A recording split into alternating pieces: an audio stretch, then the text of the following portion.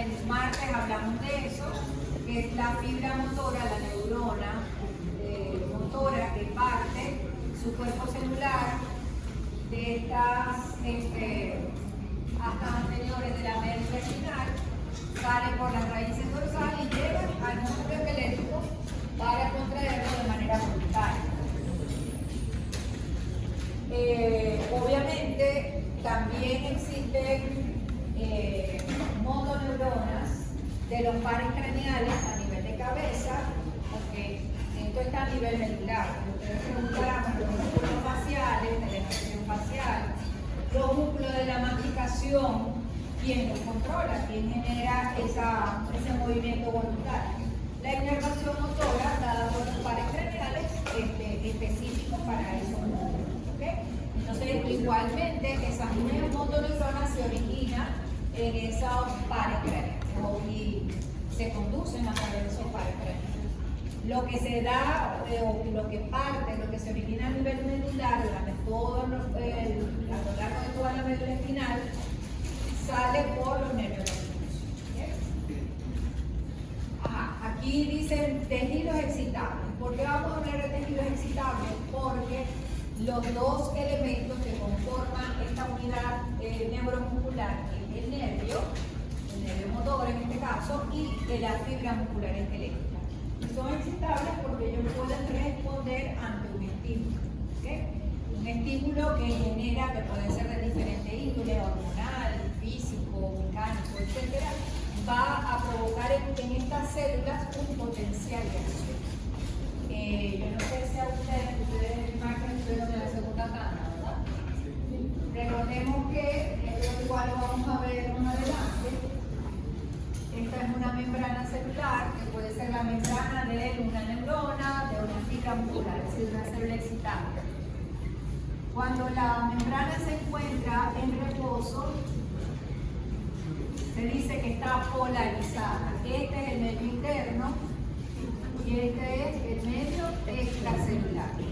Entonces, internamente tiene cargas negativas y en realidad el voltaje de esas cargas internas son las que son importantes al momento de nosotros hablar del voltaje de una membrana. No se habla o no tiene referencia al medio externo, sino al medio interno. Entonces, en reposo, aquí la membrana está en reposo, tiene un voltaje negativo interno. Esto, este marcador ya está llegando a su fin.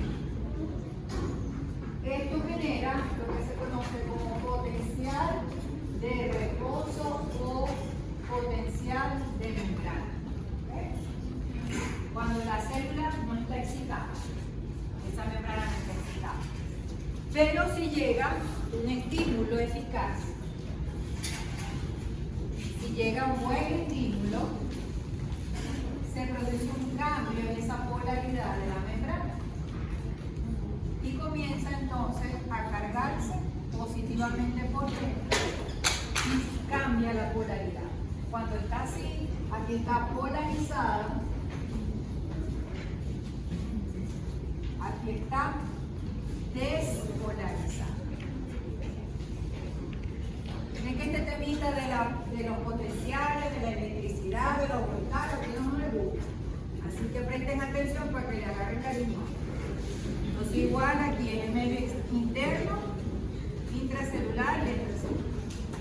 Obviamente para que se dé este cambio de la polaridad del voltaje, que eso es lo que se llama potencial de acción, aquí es potencial de reposo o de membrana cuando la membrana está polarizada.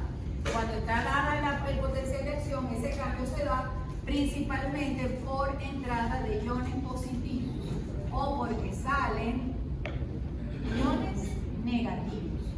¿Okay? Entonces, pero principalmente lo hacen a través de este mecanismo, eso lo vamos a discutir más adelante.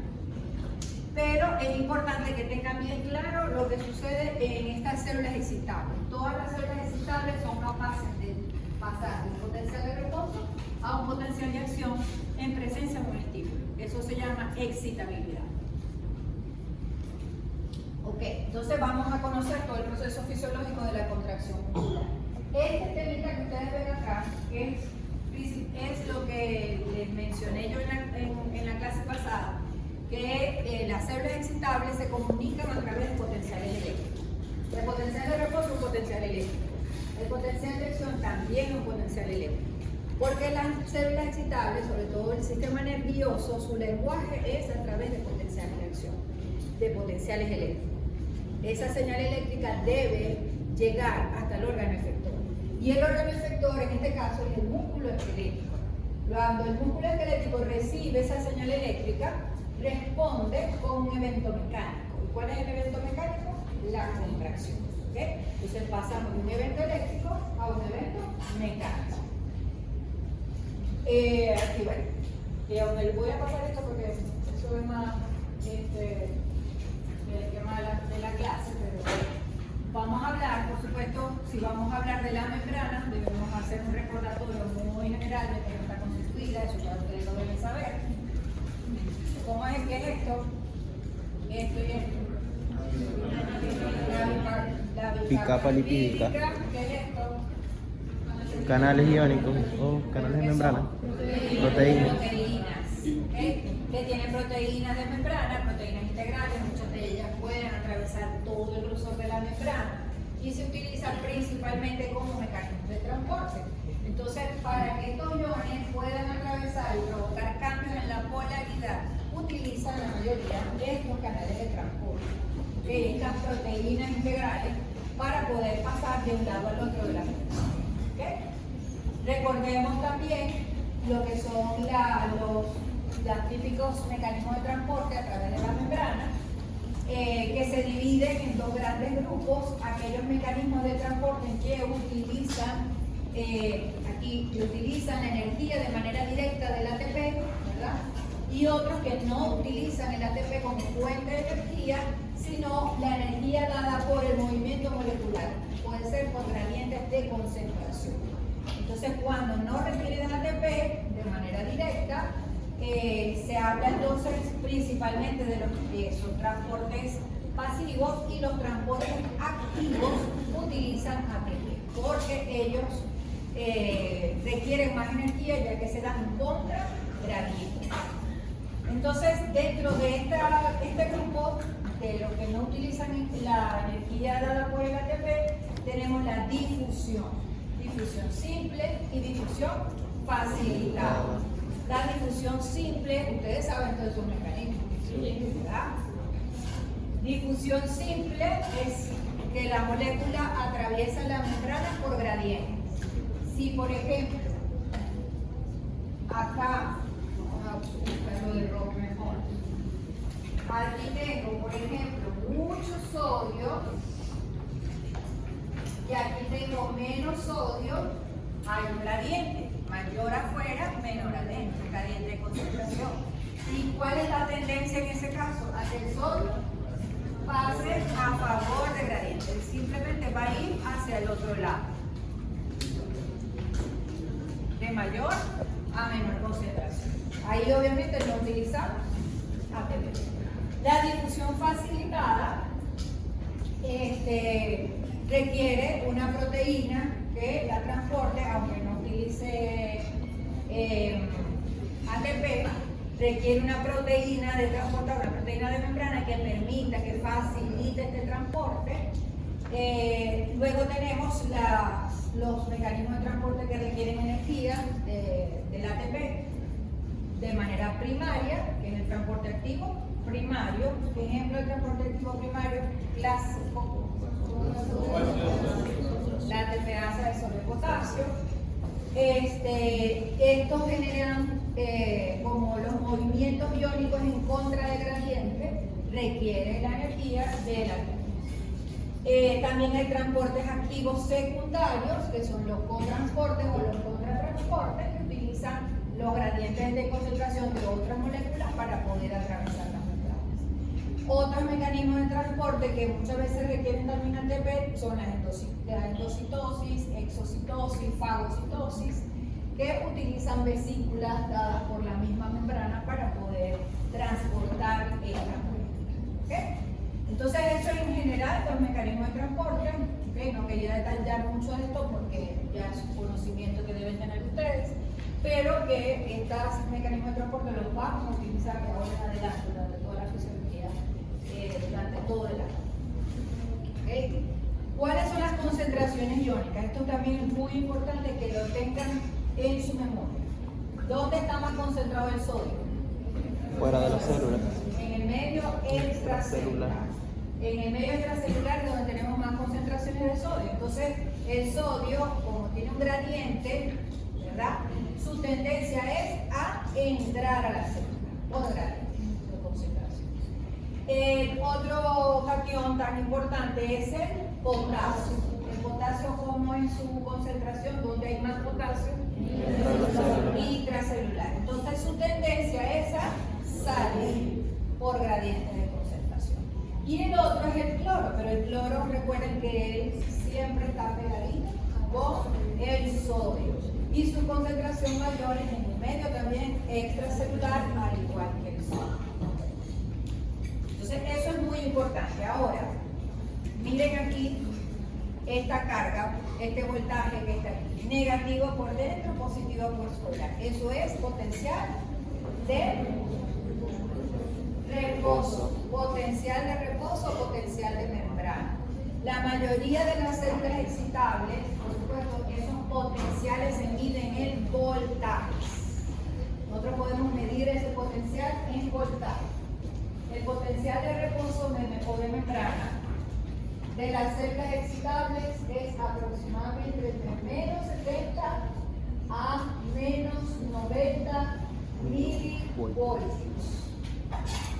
De menos 70 a menos 90 milivoltios. Como ven, es un voltaje negativo, bien negativo. Quiere decir eso que está cargada negativamente por dentro.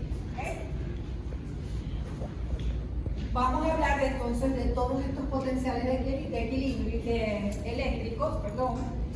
Ya hemos más o menos mencionado lo que es el potencial de membrana y el potencial de acción, pero estos potenciales vienen a su vez de estos primeros, el potencial de difusión y el potencial de equilibrio.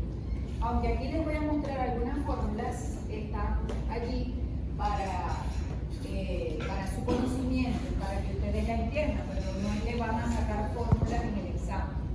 Las únicas fórmulas van a ser en renal, no es en este caso. Porque el potencial de equilibrio nosotros lo podemos calcular, o ya está calculado matemáticamente para todos los iones. Hay potencial de equilibrio para el sodio, para el potasio, para el cloro, incluso de manera individual y de manera colectiva. ¿Están hablando mucho? Mientras más hablan, yo tengo que aumentar más la voz. Y tengo que volver a dar clase. Yo voy a quedar sin voz. Y no voy a poder seguir dando clase. Ajá. El potencial de difusión, ¿cómo se crea? Principalmente, por favor, se ven la puerta que se ve fea Ok, se genera cuando existe una diferencia de concentración de un determinado ion. Cuando hay diferencia en la concentración. Como por ejemplo acá, en este primer panel de ion. Vemos, ahí no le estoy diciendo que ion ni nada. Una molécula representada por esas bolitas azules. Obviamente, esta es la bicapa lipídica, este es el medio extracelular y este es el medio intracelular. Cuando tenemos tanto de esta molécula fuera o de un lado de la membrana, en este caso afuera, su tendencia es a entrar por gradiente. ¿Qué necesita para poder difundirse? Que la membrana sea permeable a este ion. Si no lo es, pues no lo va a dejar pasar. Entonces, la membrana debe ser permeable a la molécula que tiene este gradiente. Aquí hay un gran gradiente porque no tenemos nada por dentro y toda la molécula está por fuera. Entonces ella comienza a pasar. Las moleculitas empiezan a pasar. Eso crea, ese gradiente va a generar la difusión y esto provoca el potencial de difusión. ¿Okay? Simplemente comienza a pasar la molécula. ¿Qué pasa cuando ya tenemos el tercer panel? Cuando ya la concentración de la molécula es igual a ambos lados de la membrana. Tenemos la misma cantidad en el medio intra y extracelular. Ya se perdió el gradiente, ahí ya no hay gradiente. Entonces, al no haber gradiente, no va a haber más difusión y se detiene la difusión. Cuando llegamos a ese punto, decimos que llegamos al potencial de equilibrio, ¿okay? Donde vamos a tener la misma concentración de iones a ambos lados de la membrana. ¿Okay? Potencial de equilibrio, donde alcanzamos el equilibrio electroquímico. ¿Y qué es el equilibrio electroquímico? Donde las fuerzas eléctricas y químicas que impulsaron ese movimiento que actúan sobre un ion son iguales y opuestas. Obviamente estas moléculas están cargadas y al tener cargas también van a provocar diferencias entre ambos lados de la membrana. Esta es la ecuación de Nernst, que nos permite matemáticamente calcular ese potencial de equilibrio para cada ion. Eso ya está estipulado, ya está estudiado y calculado para uno o por varios iones al mismo tiempo. Era simplemente para que cuando lean los libros, generalmente ellos mencionan siempre el potencial de equilibrio de Nernst y deriva de esa forma. Entonces, vamos a hablar primero del potencial de reposo. ¿Por qué yo les estoy hablando de todo esto antes de hablar de... Mencionando este tema de los potenciales, que algunos dirán que pasa, que feo. Bueno, porque recordemos que esa neurona está transmitiendo una información eléctrica, una señal eléctrica. Y esa señal eléctrica tiene que excitar al músculo. Y les vamos a hablar de potenciales de reposo, potencial de acción, las bases iónicas, el potencial de acción, y ustedes deben conocer eso para entender después lo que es. Entonces aquí tenemos que las células excitables, como les mencioné, tienen un potencial de reposo de menos 70 a menos 90. ¿Cómo se logra medir eso? Bueno, metiendo unos electrodos dentro de la célula y se mide voltaje. Y lo han detectado así, es de menos 70 a menos 90 milímetros. Obviamente es negativo, esto es un prototipo de una célula. Las células epiteliales tienen un voltaje menos negativo, de menos 30 a menos 70 milivoltios, y los eritrocitos de menos 10 milivoltios. Esto es para que comparen cómo las células excitables tienen un potencial bastante negativo. Si ustedes recuerdan el eje cartesiano de bachillerato, ¿verdad? Tenemos que el punto cero es el punto del medio. De un lado están las cifras positivas y del otro lado las negativas. Mientras más lejos esté la cifra negativa del cero, es más negativo. Es lo que yo les estoy mostrando acá. Entre menos 70 menos 90, es decir, que está bien lejos en la escala de la negativa. Ahora, ¿por qué se da un potencial de reposo? Porque iónicamente la célula de reposo está así cargada, negativa corriente y positiva corriente. Eso se conoce como las bases iónicas del potencial de reposo. Se da por dos mecanismos principalmente. Una señorita que ustedes conocen muchísimo porque la acabo de mencionar, que es la tepeasa en la bomba, la tepeasa sodio-potasio. ¿Ok? Esta tepeasa, de esos menos 70, menos 90, la tepeasa solamente contribuye con un menos 4 milivoltios apenas. Es decir, es un porcentaje mínimo, pero importante. Y el segundo mecanismo es a través de los canales de escape de sodio y de potasio. Los canales de escape de sodio y potasio colaboran como en un 80-90% al potencial de reposo. Aquí en esta imagen se pueden observar mejor. Vean aquí, tomar un pedacito de la membrana del axón de una neurona y vean los diferentes, en esa bicapa lipídica están los diferentes canales de transporte. Tenemos entonces que para la situación de reposo utilizo la bomba de tepeasa sodio-potasio. ¿Cómo opera ella? ¿Qué hace ella? ¿Cómo funciona la tepeasa? ¿Qué hace? Ajá. Saca 3 de sodio, miren que aquí están hacia afuera, 3 de sodio e ingresa 2 de potasio. Obviamente ahí queda con defecto, saca más positivo que lo que entra de positivo. Eso provoca negatividad también interna. Y los canales de escape de sodio y de potasio. Como les mencioné, el sodio al estar más concentrado fuera de la membrana, en el medio extracelular, van a dejar de hablar. favor. Yo estoy aquí con un gran sacrificio. Yo tengo a mi mamá ahorita hospitalizada, ¿saben? Estuve así de decirles que no iba a dar la casa. Pero eso me va a provocar problemas la semana que viene. Entonces, bueno, este es el canal de sodio y este es el canal de potasio. El canal de sodio, como ven, permite el paso de sodio del medio extra al intra. ¿Por qué? Porque el sodio tiene más concentración afuera y su tendencia es entrar. Cuando él tiene un canal que está abierto, por ahí va a pasar. ¿Bien? Y aquí tenemos el canal de escape de potasio. Como ven, el potasio sale de la membrana. Pero ustedes dirán, si el sodio entra, despolariza, porque el sodio es positivo. ¿Qué pasa? Que esos canales de escape del sodio dejan pasar muy poca cantidad de sodio. Es más lo que sale del potasio. Es decir, que los canales de escape del potasio son los más importantes. Al aumentar, miren que la flecha de salida de potasio es más gruesa que la de entrada de sodio. Y eso les indica que lo que más importa o el que tiene más cuantía es la salida de potasio. Si yo pierdo cargas positivas en forma de potasio, obviamente esto me va a negativizar el medio interno de la célula. Entonces, esos dos grandes mecanismos, principalmente canales de escape de potasio y la ATPasa del sodio-potasio, son los que me van a provocar ese voltaje negativo característico del potencial de reposo o de membrana.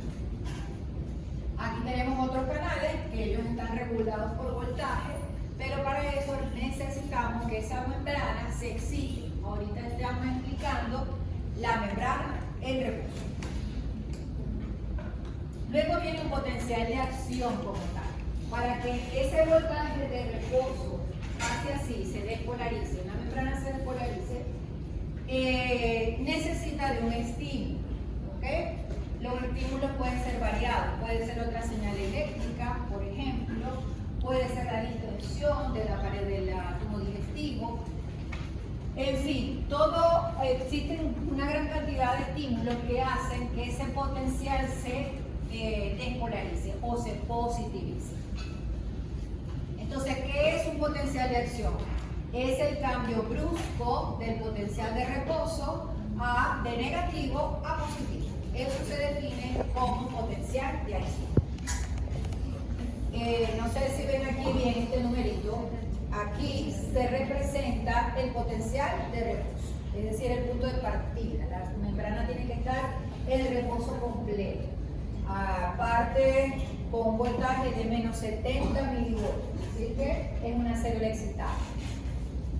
Viene un estímulo, cuando llega el estímulo, inmediatamente de menos 70, miren cómo sube, prácticamente casi vertical, sube hasta más 30, más 35, X voltaje, pero ya se hace positivo. Esa primera fase ascendente se conoce como fase de despolarización rápida. ¿A qué se debe esa primera fase de despolarización rápida? Bueno, antes de explicarle eso, quiero que vean esta línea punteada que está acá. El estímulo que utilice la célula para cambiar o para obtener un potencial de acción tiene que ser lo suficientemente fuerte, efectivo, para hacer que ese voltaje de menos 70, que es el voltaje de reposo, se haga un poco menos negativo y llegue a menos 50. ¿Por qué? Porque ese es el voltaje umbral. Necesita llegar a ese potencial umbral, que es como el límite necesario para desencadenar a partir de allí un potencial de acción o la despolarización como tal. Si el voltaje no llega a menos 50, no se va a generar un potencial de acción. Y esa es una característica muy importante de las células excitables con respecto a este tema, que es lo que se conoce como la ley del todo o nada. La ley del todo o nada. El estímulo ¿qué quiere decir esa ley? El estímulo es capaz de provocar un potencial de acción, sí o no. Sí. Si el estímulo es suficiente, si lo lleva el voltaje al nivel umbral, se dispara. Si no lo lleva al umbral, no dispara ningún potencial de acción. Eso es la ley de todo o nada. Ok, imaginémonos que el estímulo es chévere, llegó al límite umbral, a menos 50 milivoltios. Allí se te disparó el potencial de acción en su primera fase, que es la fase de despolarización rápida, pero inmediatamente, milisegundos después, cae. ¿Okay? Esta primera caída es la llamada fase de repolarización. ¿Cómo se repolariza? Que vuelve a ponerse negativo. De positivo, de más 30, vuelve a menos 70. E incluso vuelve menos negativo todavía. ¿Okay? Puede llegar a menos 50, a menos 80, hasta incluso menos 90 milivoltios. Esta caída por debajo de su nivel de reposo, que era menos 70, esta pequeña caída se llama fase de post-hiperpolarización. Se dice hiperpolarizada porque se negativizó más de la cuenta. ¿Okay? Se negativizó más de la cuenta. ¿Okay? Eso se llama post-hiperpolarización. Entonces la primera fase es fase de despolarización rápida. La segunda, repolarización de cuando cae. La tercera es la fase de post-hiper.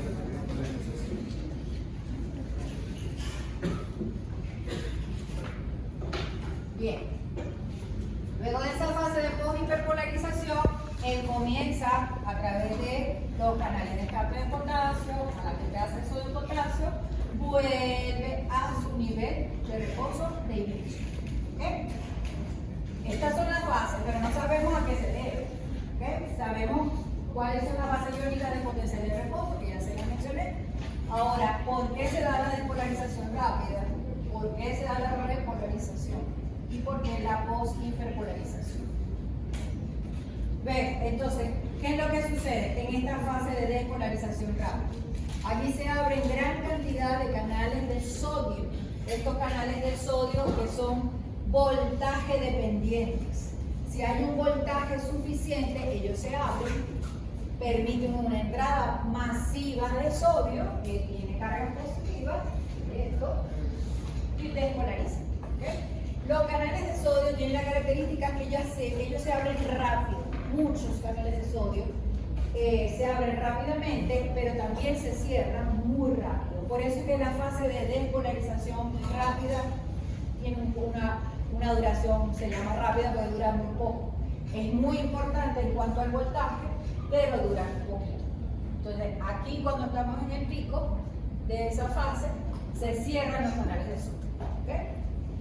Aquí ven, en esta imagen de abajo, la primera curva punteada sería la fase del potencial de acción. La segunda sería la curva que tiene el sodio. El sodio abre canales de sodio y se cierra canales de sodio. Pero como ven, hay una tercera curva, que es la responsable de la fase de repolarización y de post-hiperpolarización, que es que comienzan a abrirse los canales de potasio. Si nosotros sabemos que el potasio es más abundante en el medio intra y se abren canales de potasio, ¿qué va a hacer el potasio? Sale del medio intra al extracelular. Se pierden cargas positivas y eso hace que el voltaje comience a hacerse cada vez más negativo. Como ven, la línea de repolarización es un poco más tangencial que la de despolarización. La despolarización es casi vertical. Esta es un poquito inclinada. ¿A qué se debe eso? A que los canales de potasio se abren y se cierran lento, muy lento. Es tan lento que cuando llega a los menos 70 todavía hay canales de potasio abiertos. Sigue saliendo potasio y a medida que va saliendo se negativiza aún más el medio interno y eso genera esa fase de post-hiperpolarización. ¿Okay? Bien. Entonces esas son las bases iónicas. ¿Qué sucede aquí? Pero ¿qué pasa acá cuando terminan las diferentes fases de la despolarización? tenemos el potasio afuera, ¿verdad? Y tenemos el sodio adentro, porque le cerramos sus canales. Eso es lo normal. Eso es lo normal.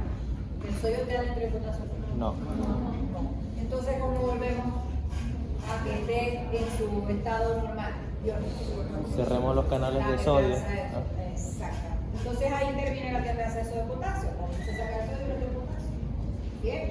Y vuelve a establecerse el equilibrio electroquímico, además de los canales de escape que ya mencioné. ¿Okay? Y vuelve al estado de reposo. Bien. Esta forma, como ustedes le ven, al potencial de acción, que tiene simplemente una vía que sube y otra que baja, es típica de las células excitables tipo músculo esquelético, musculatura lisa, neurona, pero no es de común para todas las células excitables. El músculo cardíaco también, cuando veamos cardiovascular, el músculo que viene, tiene también un potencial de acción, pero tiene una morfología diferente. ¿Okay? Incluso las aurículas es diferente a los ventrículos, y la de los ventrículos es diferente a los sistemas de excitoconducción. ¿Okay? Eso es lo que se conoce como forma estereotípica. Cada potencial de acción o cada célula excitable tiene un potencial de acción con una forma estereotípica. ¿Okay?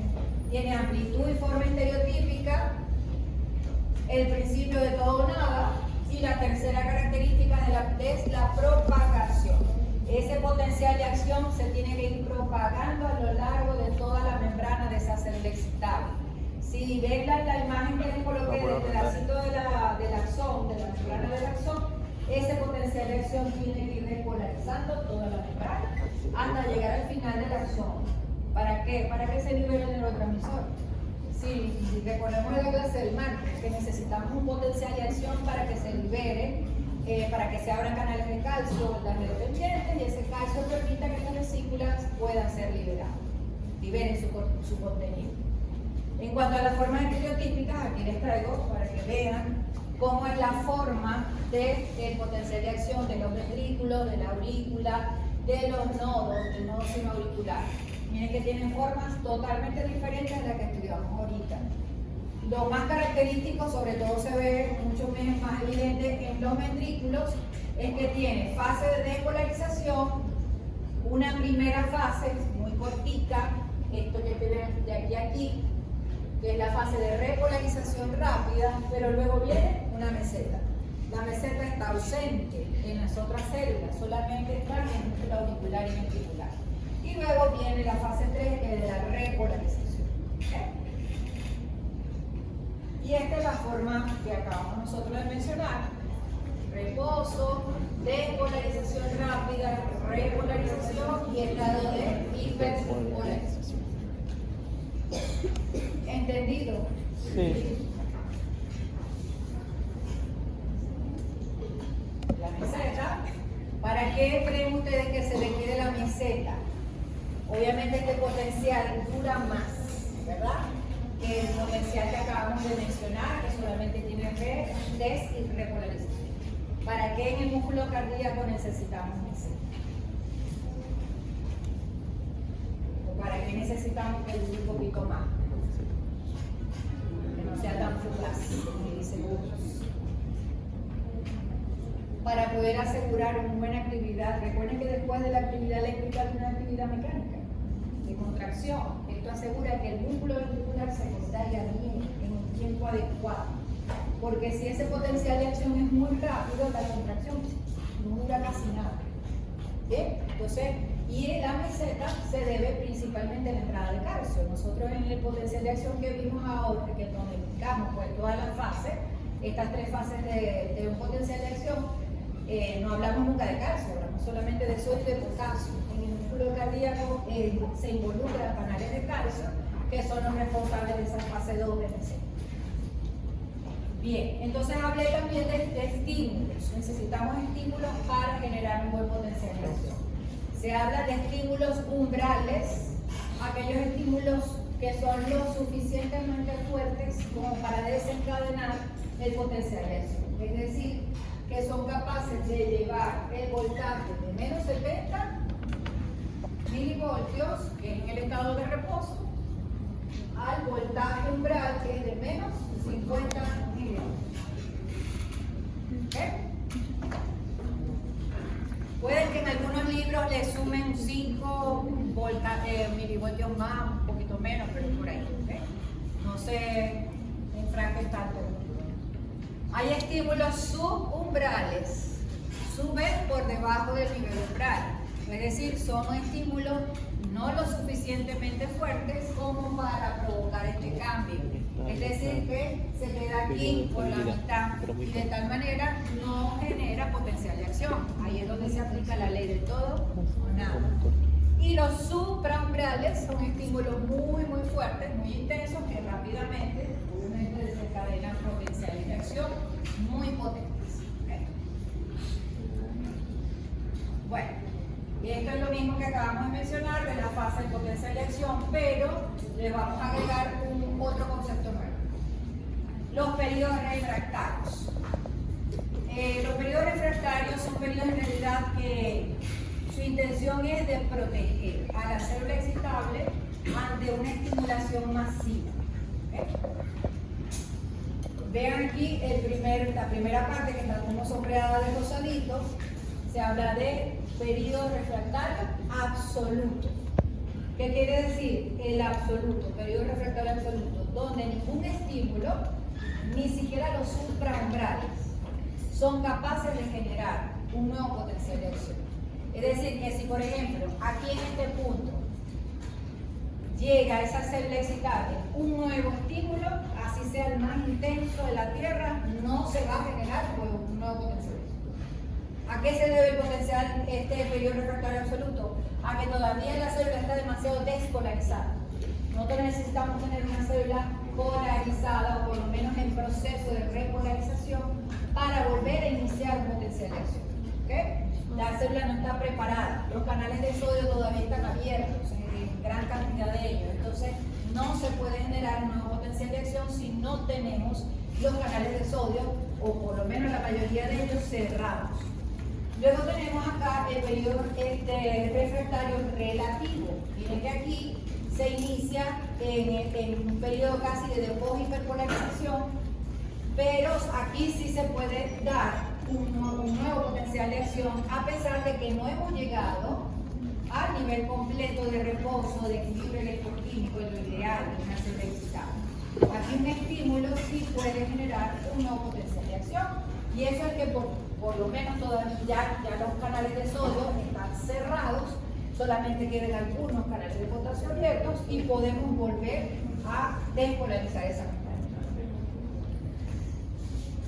Ahora, cuando ya yo genero ese potencial de acción, como les dije, todo potencial de acción debe propagarse. ¿Cómo se propaga? A través del axón. Se puede propagar dependiendo de si el axón es mielínico o amielínico, si tiene dos mecanismos.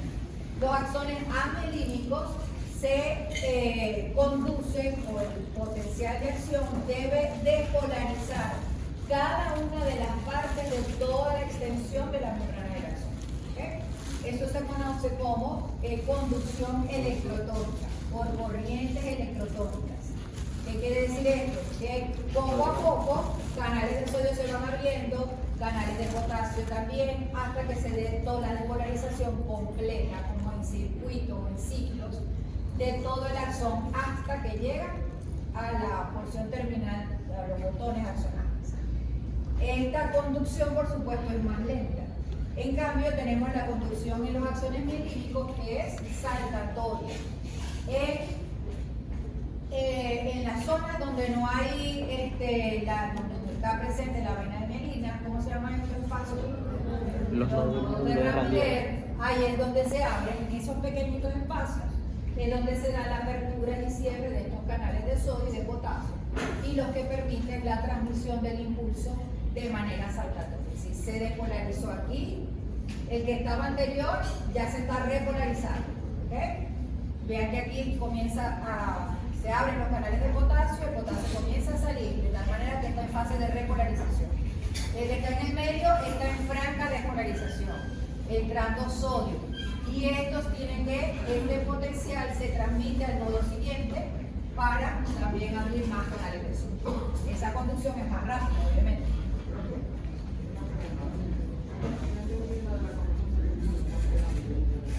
En esta se da por corrientes, es decir, flujo de corriente. Por ejemplo, en esta zona roja que ustedes ven acá, esa es la zona de donde está la mayor cantidad de canales de sodio abiertos.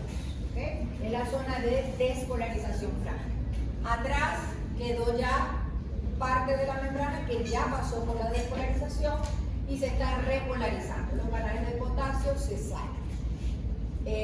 Se abre para que el potasio salga. Entonces, estos canales de sodio, como despolarizan la membrana, favorecen la apertura de más canales de sodio hacia adelante, más no hacia atrás. Siempre la conducción del impulso es anterógrada. Siempre va a ser así, hacia adelante. Entonces, comienza la misma despolarización que produce, o el cambio de voltaje que produce la entrada de sodio, abre más canales de sodio. Recuerden que esos son canales de sodio voltajes dependientes. Necesitan de un voltaje positivo para abrirse. Entonces va abriendo, por eso se llaman corrientes o conducción electrotónicas, porque son bucles de corriente que tienen que irse transmitiendo, corriendo a lo largo de toda la membrana axonal. ¿Okay? Y lo que queda atrás se va repolarizando, cayendo en periodos refractarios.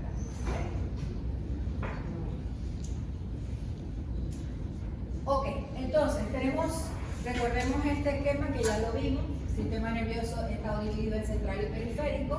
Nosotros ya hablamos en el periférico, tenemos la rama sensitiva, que es la aferencia, eso lo vamos a ver en el último módulo, y la rama motora eferente. Dentro de la rama motora eferente tenemos la rama motora eferente autonómica, que es la que controla la parte involuntaria, y el sistema nervioso somático o voluntario, que controla el músculo esquelético. ¿Okay? Ya nosotros vimos esto, ahora hoy nos va a tocar hablar de esto. Ya sabemos cómo llega esa corriente eléctrica, ese potencial de acción, desde la neurona motora hasta el músculo. ¿Por qué es tan rápida la conducción de ese impulso eléctrico de la motoneurona, de la neurona motora, desde la médula hasta el músculo? Porque la mayoría de estos axones, esas motoneuronas, son mielínicas. Y al ser mielínicas tiene esa conducción saltatoria de alta velocidad de conducción. ¿Bien? Repasito, histología.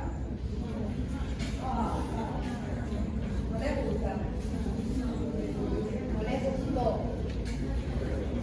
Bueno, aquí les voy a explicar solamente.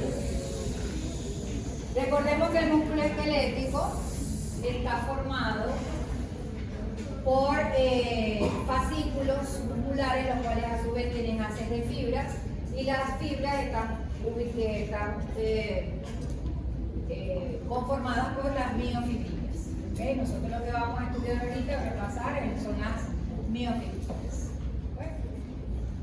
Vemos acá que la miofibrilla tiene por fuera como diferentes agujeritos, y esos orificios que comunican, ¿qué pasa? Están destruyendo las sillas. ¿Qué pasó? ¿No te caes? Ok. ¿Qué son esos agujeritos? Son la manera como se comunica el medio intracelular de la miofibrilla con el medio extracelular. Tenemos entonces que esa comunicación se hace a través de esta red de túbulos, lo que está en amarillo, que no es más que invaginaciones de la membrana, ¿okay? Del sarcóleo. El sarcolema se introduce, se invagina, forma entonces esta especie de tubos que se van a ir conectando. Aquí lo tenemos, la membrana y su invaginación forman toda esa red de tubos. Estos son llamados túbulos en T o túbulos T, que son una comunicación intra y extracelular con el medio extracelular de la membrana.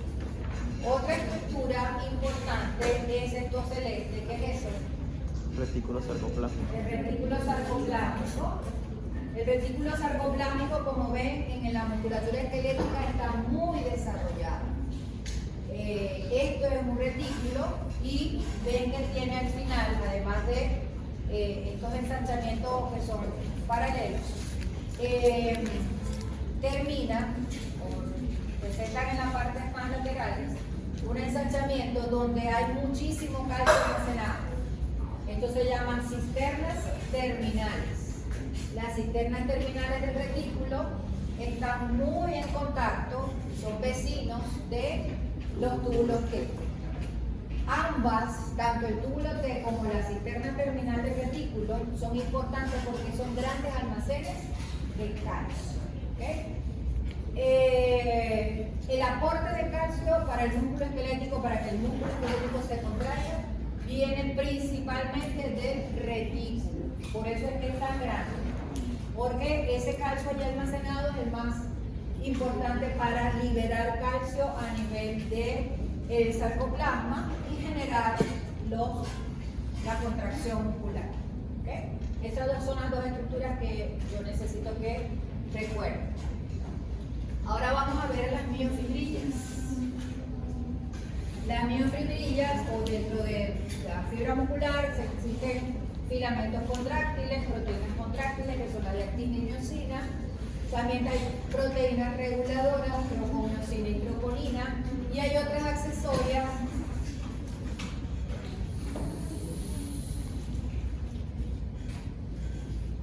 Por favor. Proteínas, yo tengo un oído y un olfato excelente, todavía, gracias a Dios. Entonces me molesta mucho cuando están hablando. Proteínas accesorias, titina y neulina. Recuerden que la unidad funcional del músculo esquelético es La sarcómera. la sarcómera. Y la sarcómera, obviamente todos estos filamentos, sobre todo las proteínas de miosina y actina, están dispuestas de tal manera que producen las estriaciones, son las claras, son las oscuras en la musculatura, en las miofibrillas, y producen bandas o zonas que le dan ese aspecto estriado a la musculatura esquelética.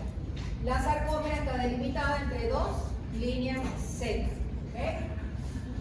La verdad es que aquí en fisiología nosotros no hacemos hincapié en que sepan la línea M, la zona I, la banda A, eso son cosas que ustedes deben repasar.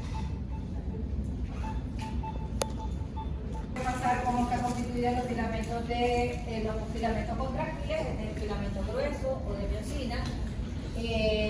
Tenemos entonces que el filamento o la miosina está formada por cadenas ligeras y cadenas pesadas.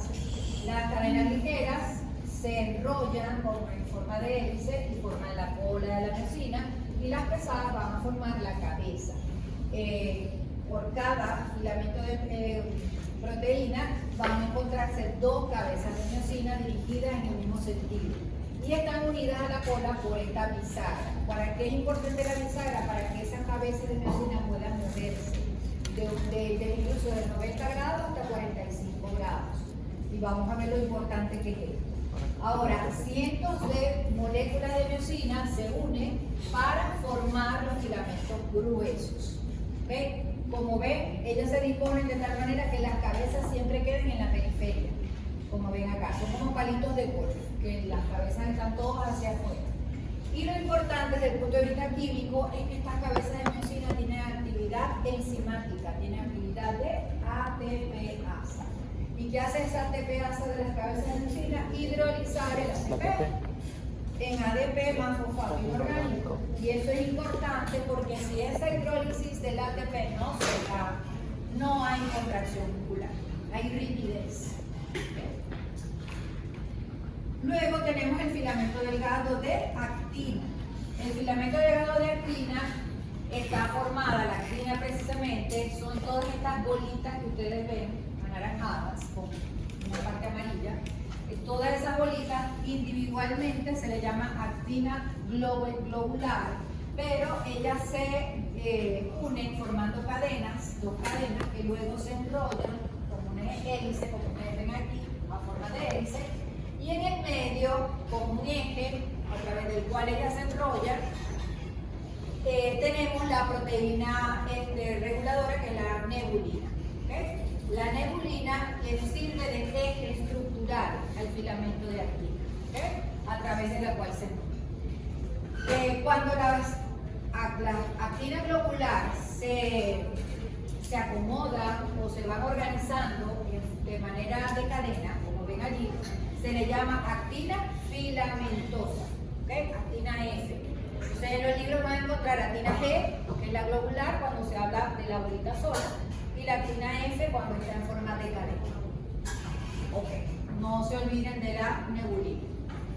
Aquí se complica un poco más porque no solamente es necesaria conocer para entender el proceso de contracción la presencia de la actina. La actina, esta parte amarillita que ustedes ven, es muy importante porque esos son los sitios de unión con la miosina. ¿Okay? La actina se debe pegar a la miosina. ¿Para qué? Para que se dé el proceso de contracción. ¿Okay? Pero en estado de reposo, estas zonas amarillas, que son los sitios de unión para la miosina, están cubiertos, como ven, están tapaditos por otra proteína que es la tropomiosina. La tropomiosina, que es como este cordón, va a tapar en estado de reposo esos sitios activos para impedir la interacción miosina-activa. Luego también tenemos otro complejo de proteínas que es la troponina. Esta que se ven aquí, dispuesta como no al azar, pero sí cada cierto rango vamos a encontrar el complejo troponina. Complejo troponina, ¿por qué? Porque está formado por tres unidades. La troponina T, la I y la C. ¿Qué hace la troponina T? La T viene de troponina, tropomiosina. La troponina T se encarga de mantener unida la troponina a la tropomiosina. La troponina I tiene función inhibidora, por eso se le llama troponina I. Y la troponina C es muy importante. Se le llama C porque esa troponina es la que une el calcio. Vamos a ver lo importante que es el calcio presente en ese medio intracelular para que se dé la contracción. Aquí, mientras no hay calcio, ella está en esa configuración de reposo. Luego, bueno, aquí tenemos cómo se disponen. Esto que está en rojo serían los filamentos de actina, los que están en morado son los de miosina. En estado de reposo hay cierta superposición en una parte de los filamentos gruesos y delgados, ¿okay? Pero no hay interacción. Cuando se da la contracción, eso se da gracias a la presencia de golpes de fuerza, se desliza. ¿Quién se desliza? La actina sobre la miosina. Al deslizarse, se acorta la sarcómera y se da el proceso de contracción. Otras proteínas, ya nosotros mencionamos la nebulina, pero hay otra proteína, esta verde que ustedes ven acá, que está relacionada con los filamentos de miosina, los filamentos gruesos. Como ven, es una proteína que parece un resorte, de tal manera que podemos deducir que es una proteína que tiene capacidad elástica de extenderse. ¿Qué hace esa proteína? Esa proteína se llama titina, que cuando se da el proceso de contracción, ella se estira, pero va a garantizar que cuando se relaja el músculo vuelve a su estado original, a su estado de reposo. Mientras que la nebulina, que es la que está en el medio de los filamentos de actina, no es elástica, simplemente le va a dar forma al filamento de actina. Vamos a ver entonces ahora qué es lo que sucede en la unión neuromuscular. Recuerden que la unión neuromuscular es simplemente un tipo de sinapsis química. Cómo se da el acoplamiento entre la excitación, es decir, la generación de un potencial eléctrico y la contracción, y cómo se da luego el proceso de relajación. Aquí tenemos entonces, miren, la motoneurona deriva de las astas anteriores, la mayoría, ¿no? Del espinal, llega al músculo, y cuando llega al músculo, en la parte final del axón, se abre o se dividen en diferentes botones, como unos piececitos, ¿ok? Deditos. Eso se pega a la membrana del músculo, ¿ok? Y en la membrana del músculo, en contacto con esos botones terminales del axón, va a generar lo que se conoce como placa terminal o placa motora terminal, que es donde se da el proceso de sinapsis. ¿Okay? Esto entonces es lo que sucede en este botón terminal y esta es la membrana del músculo esquelético. La membrana se dibuja así como pequeños pliegues. ¿Para qué? Para aumentar la superficie y tener mayor contenido de receptores necesarios para captar el neurotransmisor liberado por el terminal axón. Aquí se dibujan las vesículas. ¿Qué tienen esas vesículas? Acetilcolina. Recuerden que esta es una sinapsis colinérgica. Eso lo vimos nosotros el martes. Ya nosotros sabemos cómo se sintetiza, cómo se libera, eso no lo vamos a volver a repetir.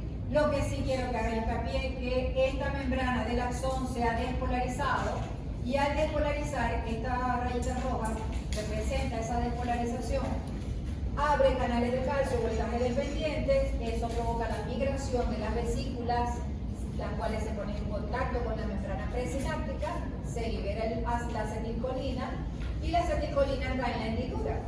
Cuando está en la hendidura sináptica, interacciona con los receptores postsinápticos que están a nivel de la membrana postsináptica.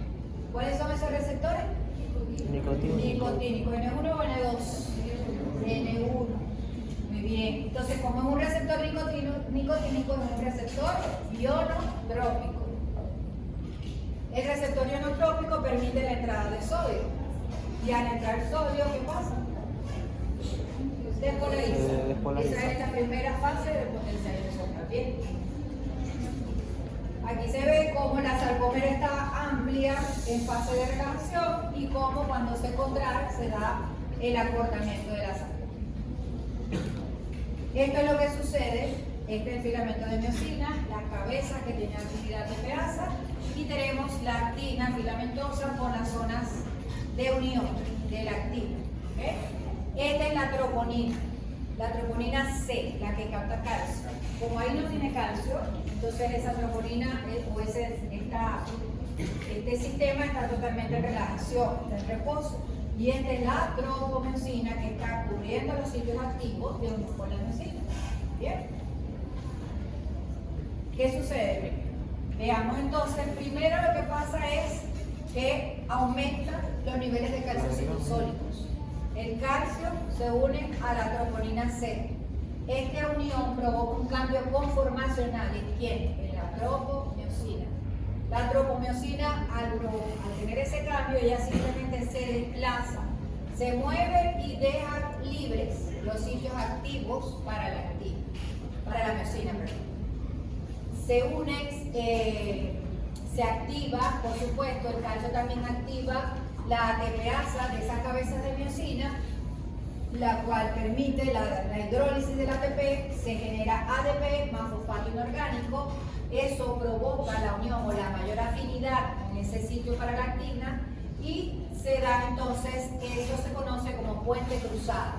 La unión de la cabeza de miosina con la actina se llama puente cruzado. ¿Qué sucede? Que luego que se pega, ella debe moverse, se debe dar un golpe de fuerza. Y para ello se necesita la liberación tanto del sulfato inorgánico como del ADP. Es decir, liberar toda la energía para que esa bisagra se mueva 45 grados y desplace el filamento de actina, porque el filamento de actina al final es el que se mueve. ¿Okay? Aquí se lo doy paso a paso. Miren que a medida que se dan los puentes cruzados, aquí tenemos las posiciones de los puentes cruzados. Él tiene que pegarse con la actina 1, la 2, la 3, la 4 y de esa manera va deslizando la molécula técnica. ¿Okay? Cuando ya se da el golpe de fuerza con la actina 1, se separa. ¿Por qué se separa? Porque viene otro ATP. Atrae otro ATP y cuando la molécula o la cabeza de miosina tiene el ATP como tal, pierde afinidad con la actina. Por eso es que se separa. Al separarse y todavía haber calcio intracelular, la actividad de la ATPasa de las cabezas de miosina hidroliza nuevamente ese ATP y vuelve a suceder lo mismo. Se libera el fosfato inorgánico, se libera también luego el ADP, se pega en el número 2. ¿Okay? Cuando se pega tiene un ángulo de 90, pero luego tiene que moverse Se da el golpe de fuerza, se libera el sulfato inorgánico, se libera el ADP. ¿Para qué? Para separarse. Y se requiere su separación para volverse a pegar en la actina siguiente. ¿Okay? Y entonces se dan golpes de fuerza sucesivos. Formación de puentes cruzados sucesivos. Es importante, es importante saber de dónde viene ese calcio, cómo se libera el calcio. Aquí tenemos el retículo sarcoplásmico, la membrana con el túbulo T. Este es el modo terminal axónico, donde se libera la placa motora terminal, donde está la liberación de la acetilcolina y del receptor nicotínico. Este es el retículo sarcoplásmico que tiene calcio. Miren que lo importante que es el calcio porque es muy abundante. También tenemos otro elemento aquí en la pared del túbulo T, que es un receptor, en realidad es un sensor, receptor sensor de calcio y de voltaje, es el llamado receptor de dihidropiridina, DHP, el receptor de dihidropiridina. Este receptor, como ven, está en contacto eléctrico con la membrana del retículo a través de un receptor o de un canal de calcio que opera por voltaje, que se le conoce como receptor de rianodina. ¿Qué sucede? Cuando el voltaje está presente, la despolarización viaja por toda la membrana del túbulo T. Ese sensor de dihidropiridina transmite ese voltaje a la membrana del retículo. Se abre ese canal de rianodina, que es un canal de calcio, que opera por voltaje, y se libera el calcio al medio intracelular. ¿Okay? Cuando el calcio está presente en altas concentraciones, comienzan los procesos de contracción. Se acopla la excitación con la contracción. Hay dos tipos de contracción, contracciones isotónicas e isométricas. La contracción isotónica genera gran fuerza y puede, como ven, mover algún objeto pesado, puede mover carga. Cuando estamos levantando algún objeto, pero que podemos hacerlo, se contrae y se acorta la fibra. En cambio, en la isométrica, miren que el músculo está de la misma longitud. Aquí lo que hay es una generación de gran tensión, de gran fuerza. Un ejemplo de contracción isométrica es cuando tratamos de levantar un objeto que no podemos levantar del piso, un peso demasiado pesado, una carga muy grande. Esto genera la contracción isométrica. Los populares abdominales isométricos, esos están basados en este tipo de contracción. Existen dos tipos de fibras musculares esqueléticas, la tipo 1, que se llama musculatura roja, que están representadas por los músculos antigravitatorios, los de la postura, y la tipo 2 es musculatura blanca para los movimientos de destreza, movimientos finos, como los movimientos de las manos, los músculos del habla, los músculos extraculares, con musculatura esquelética tipo 2. Y por supuesto hay que hablar del músculo liso, porque tiene grandes diferencias con el músculo esquelético. Este es un músculo liso en estado de reposo. Como ven, tiene una posición, una forma de fusiforme, mientras que cuando está en contracción, miren cómo se pone. ¿Okay?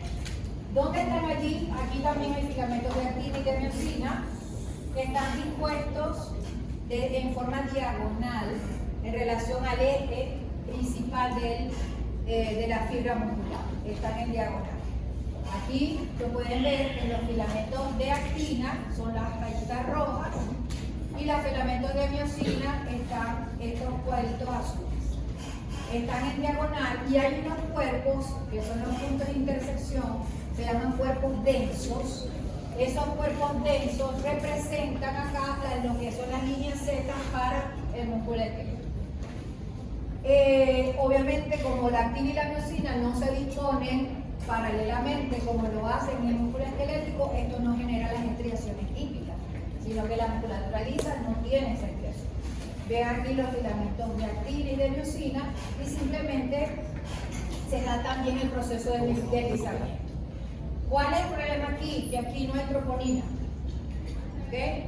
Entonces, Hay otras maneras de esta fibra muscular de captar el calcio intracelular y extracelular.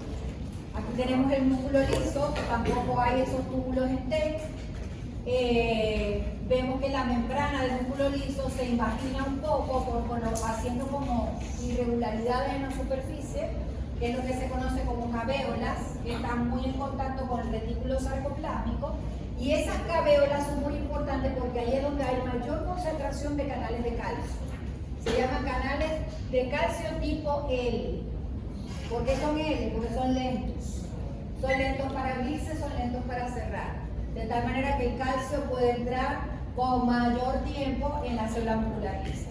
Esta célula muscular lisa puede recibir varios estímulos nerviosos, tumorales, hormonales y estímulos mecánicos.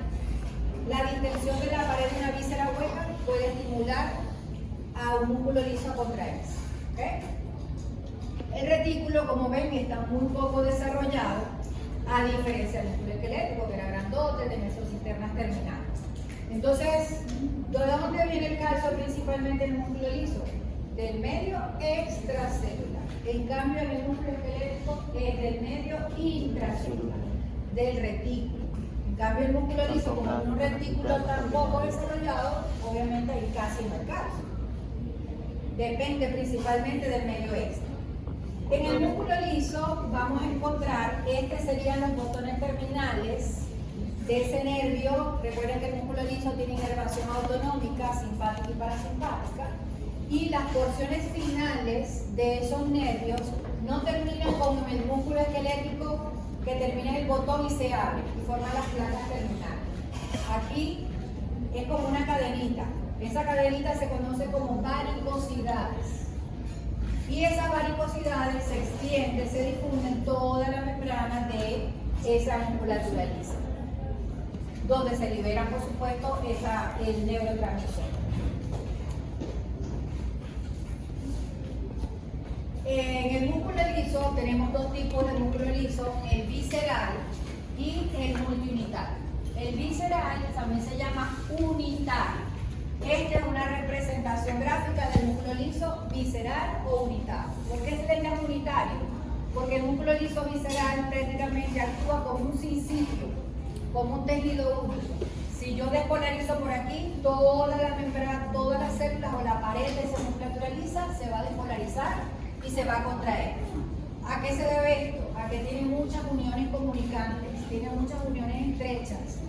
Y esto permite una buena comunicación, sobre todo de iones, a través de las membranas. Estos tienen ondas lentas. ¿Qué quiere decir ondas lentas? Que el músculo liso unitario, el visceral, el potencial de reposo es cero. Pero todavía está dentro del nivel de reposo, no hay potencial de acción, sino que el potencial de reposo se hace menos negativo, se vuelve a hacer más negativo, menos negativo, más. Eso produce cambios en el potencial de reposo.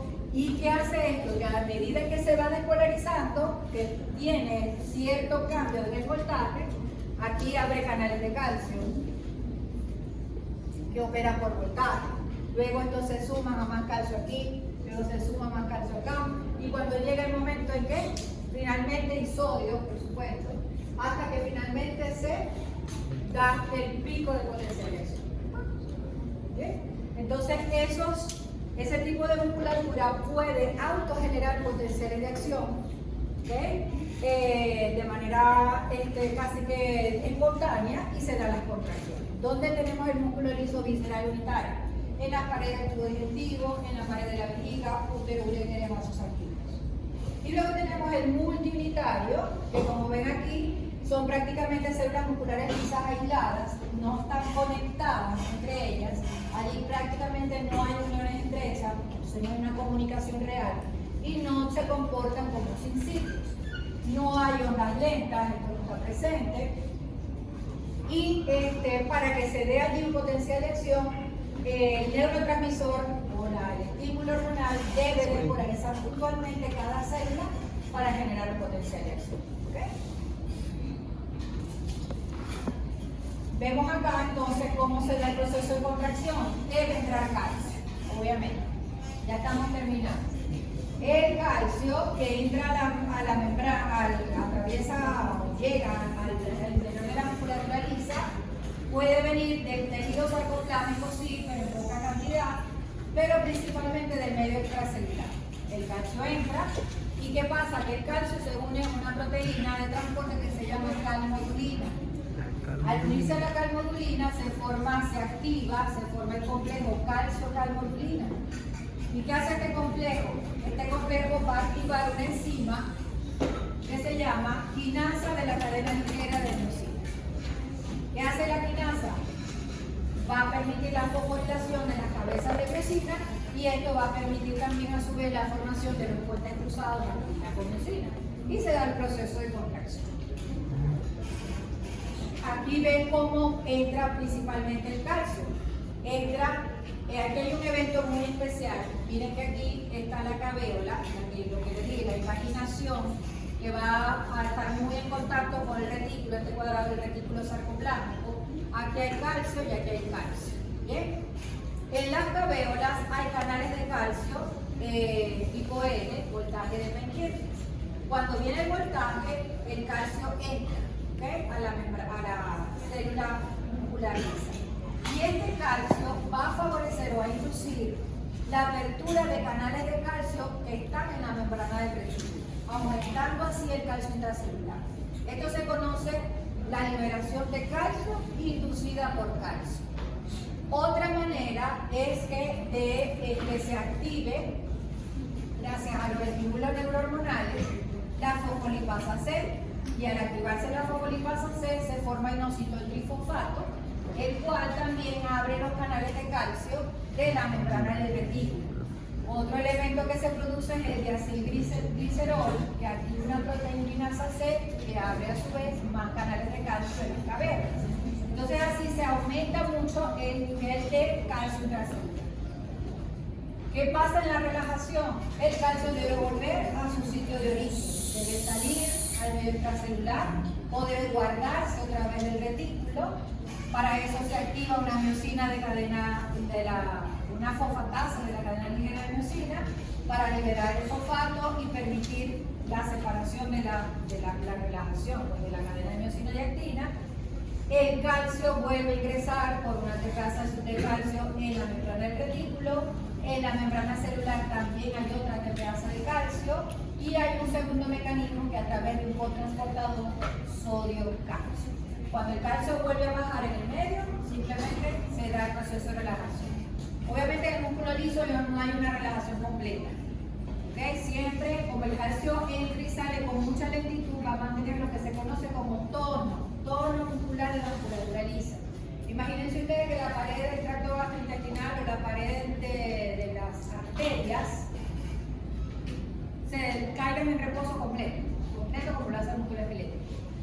La tensión arterial bajaría hasta el piso, ¿okay? El tracto gastrointestinal caería en inmovilidad completa, ¿okay?, en parálisis. Entonces, en el músculo liso, esos puentes cruzados entre actina y miosina no se quitan por completo, se mantiene cierta unión para mantener ese tono muscular. Bueno, ya terminamos por fin. Entonces,